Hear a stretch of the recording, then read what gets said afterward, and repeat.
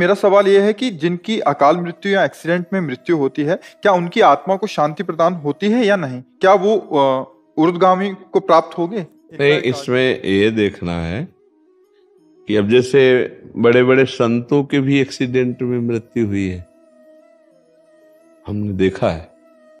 पूज्य बक्सर के मामा जी नाम के बहुत बड़े संत थे, तो जा रहे थे कथा करने, बरसाने पहले दर्शन किए श्री जी के, सामने से एक ट्रक ने ऐसी तो बस राधा पधार गए।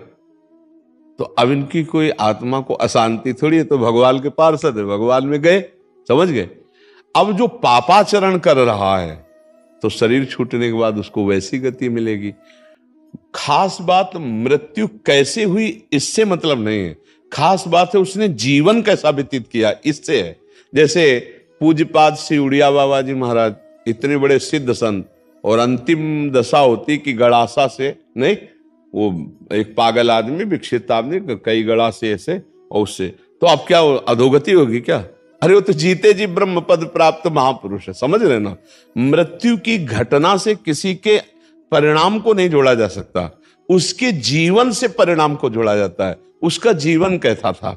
मानो जैसे परीक्षित जी का सर्प काटने से मृत्यु हुई, तो उनकी दुर्गति थोड़ी हुई, तो सीधे परम पद में गए। क्यों? जीवन भगवान में था, भजन में जीवन था। अब जैसे कोई बहुत पापात्मा है, पाप कर्म कर रहा है, तो देखा गया कोई कष्ट नहीं, बहुत आराम से मृत्यु हो गई, बहुत आराम से मृत्यु। हमने देखा है कि कोई बीमार नहीं रहे, वैसे दिल फेल हुआ, 2 मिनट में चले गए। एक आदमी पाप करता है, जुकाम नहीं होता है, खूब चौड़ी छाती करके खूब घूम रहा है। एक आदमी बड़े धर्म से भजन कर रहा है और जीवन उसका बड़ा दुख में देखा गया। अब इसी रहस्य को जानना है। वो पाप कर्म कर रहा है तो उसके पुण्य खर्चा हो रहे हैं, सिद्धांत है। अब जब पूर्व पाप और ये पाप जुड़ेगा तो उसकी दुर्गति हो जाएगी। अब इनका अंतिम जन्म है, तो इनके जितने पापों सब भुगता दिए जाते हैं। अंतिम परिणाम जाना जाता है जीवन की धारा से। तुम्हारी जीवन की धारा कैसी रही? अब जैसे एक आदमी है, अचानक बैठा हुआ, दीवार गिरी, मर गया, उसे आप अकाल मृत्यु कहेंगे, लेकिन अब उसने जीवन कैसा व्यतीत किया है? अगर जीवन भजन में व्यतीत किया तो भगवान को प्राप्त होगा, और जीवन गंदा व्यतीत किया है तो उसके गंदे आचरणों के कारण उसका जीवन का परिणाम। केवल मृत्यु की घटना से कोई उन्नति या उन्नति का विषय नहीं होता, उसके पूरे जीवन से तारतम्य जोड़ा जाता है। मृत्यु की घटना तो पहले से निश्चित हो चुकी होती है, हम जिसे अकाल मृत्यु कहते हैं वो भी निश्चित हो चुकी होती है। भाई जैसे हमारे पाप बहुत बढ़ गए तो भरी जवानी में हमारी मृत्यु होनी है, एक्सीडेंट से होनी है, कैसे होनी, वो पहले से निश्चित हो गया। पूरा काल व्यतीत होकर के बुढ़ापे में मृत्यु होती तो बाल, अब जवानी में मर गया तो उसे अकाल मृत्यु कहेंगे। अब उतने में उसने क्या आचरण किया है? अगर वो सतधर्म किया, माता पिता की सेवा की, भजन किया, और फिर मृत्यु हो जाती तो उसका कल्याण हो जाएगा। अब उसने पापाचरण किए, मनमानी धर्म विरुद्ध आचरण किए, तो चाहे वो गंगा में मरे, वो नरक ही जाएगा, उसकी दुर्गति ही होगी। बात समझे? गोस्वामी तुलसीदास जी कह रहे, राम राम राम जी जोलो तू न जपी है, तोलो तू कहूं जाए तिहू ताप तपी है। सुरसर तीर, गंगा जी के तीर, बिन नीर दुख पाइए, सुरतर तरे तो दारी। इसीलिए हम कहते हैं राधा राधा राधा राधा राधा जपो। मृत्यु की घटना से किसी के जीवन का फाइनल नहीं किया जा सकता, उसके जीवन की धारा से उसके जीवन का फाइनल होता है। हाँ, अगर मृत्यु के समय राम कृष्ण हरि नारायण कुछ निकल गया, अब फाइनल बदल जाएगा। पूरा जीवन पाप रहा, अंतिम में अगर राम हरि कृष्ण राधा निकल गया, अब तुम्हारा काम बन जाएगा। वहां देखा है। लेकिन घटना से कि उसकी ऐसी मृत्यु हुई तो उसकी दुर्गति हो सकती है, ऐसा नहीं हो सकता। ये पक्की बात है। आप समझ पा रहे हैं? जी गुरु जी। बहुत, अब बिटिया थी मेरी, 2 बेटी थी, 23-24 साल की, बहू थी 29 साल की, 1.5 साल की पोती थी। 7 साल हो गए, मन व्यतीत रहता है। हाँ, क्योंकि अपनापन होता है ना परिवार से। तो अब देखो, इसका हम रोज घोषणा करते हैं एक बार सत्संग में, इस लोक का नाम याद कर लो, क्या है? मृत्यु लोक। यहां सबको मरना पड़ेगा भैया। लेकिन गुरु जी 2011 में मेरा ऐसा संयोग बना कि कैलाश मानसरोवर जाने का मेरा। तो मेरी बिटिया जो है बोलती पापा आप जाओ कैलाश मानसरोवर, देखो मैं दुकान संभालूंगी। हमारा केवल वो व्यवहार में बहुत आगे बढ़ना होता है। हमारा केवल इतना कहना है कि देखो, जिस समय, जिस सेकंड में, जिस मिनट में जहां मृत्यु हमारी होनी है वहां होनी है। वो हमारे कोई प्रियजन बनकर जो आते हैं वो अपने कर्मों का भोग भोगने आते हैं और हमको भुगाने आते हैं। जैसे आप कह रहे हो 7 साल से मैं दुखी हूं, तो अब दुखाई तो दे के गए ना, वो अपने कर्मों को भोग करके गए और हम उनके चिंतन में दुखी हूं। अध्यात्म यही बल देता है कि उनके चिंतन को त्यागो, हरि चिंतन में लगो। ये ठगबाजी करने के लिए माया सब चरित्र रचती, न तो कोई तुम्हारा पुत्र है न कोई तुम्हारी पुत्री, एक सच्चिदानंद भगवान ही ये नाटक कर रहे। अब अपने को संभाल लो और खूब नाम जप करो और किसी के प्रति रो मत, अब प्रभु के लिए रो। हे नाथ अब तो कृपा कर लो, ये मेरा जन्म अब आपकी प्राप्ति के लिए हो जाए। हाँ, कोई तुम्हारा नहीं। देखो हम एक तुमको कथा सुनाते हैं। एक चित्रकेतु नाम के राजा, भागवत में कथा आती है। चित्रकेतु नाम के राजा थे, उनकी बहुत सी रानियां थी और एक भी पुत्र नहीं थे, तो वो बहुत उदास रहते थे। तो देवर्षि नारद जी और अंगिरा जी, भागवत की कथा है, देवर्षि नारद जी अंगिरा जी गए, उनको समझाने ही गए थे कि तुम धर्मात्मा राजा हो, उदास मत हो पुत्र के लिए। तो उन्होंने जाकर के जब समझाने की कोशिश की तो उन्होंने कहा हमको इस समय ज्ञान नहीं, हमें पुत्र चाहिए, यदि हम पर कृपा करने आए हो तो हमें पुत्र दो। तो उनका पुत्र तो सुख तो तुम्हारे भाग्य में है नहीं, पर तुम हठ कर रहे हो तो मैं तुम्हें पुत्र देता हूं, पर हर्ष और शोक दोनों की प्राप्ति होगी।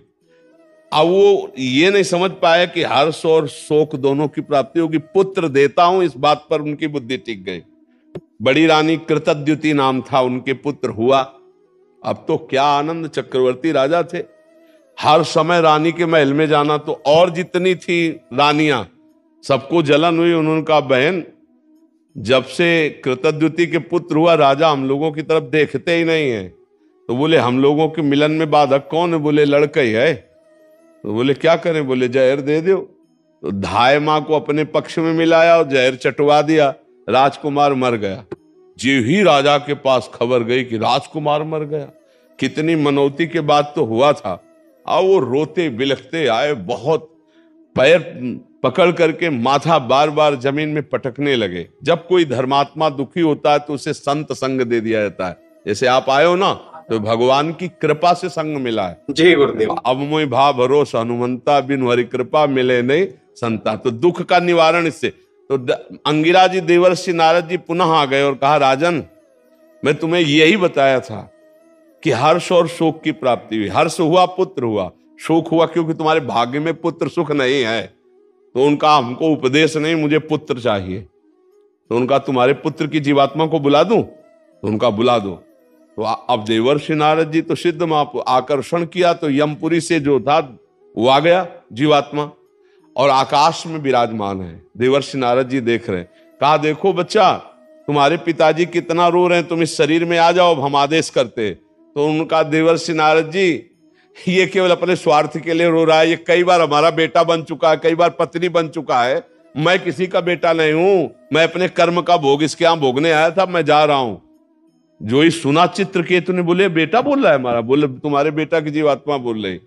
उनका मोह दूर हो गया और फिर उन्होंने भजन करके भगवान को प्राप्त किया। तो भगवान ने तुम्हें मोह दूर करने के लिए भेजा है, तुम्हारा कोई नहीं है। हाँ, भगवान ने लीला करके आए थे। अब खूब नाम जप करो, मस्त रहो, चिंता मत करो, और तुमको भी जाना है। जय गुरुदेव। ये बात जान लो कि तुमको भी जाना। तो जाने की तैयारी, जो चले गए उनके विषय में क्या खो, उनकी तो ट्रेन छूट गई, तुम्हारी न छूट जाए, इसलिए तुम पहले अपनी बेग भर लो।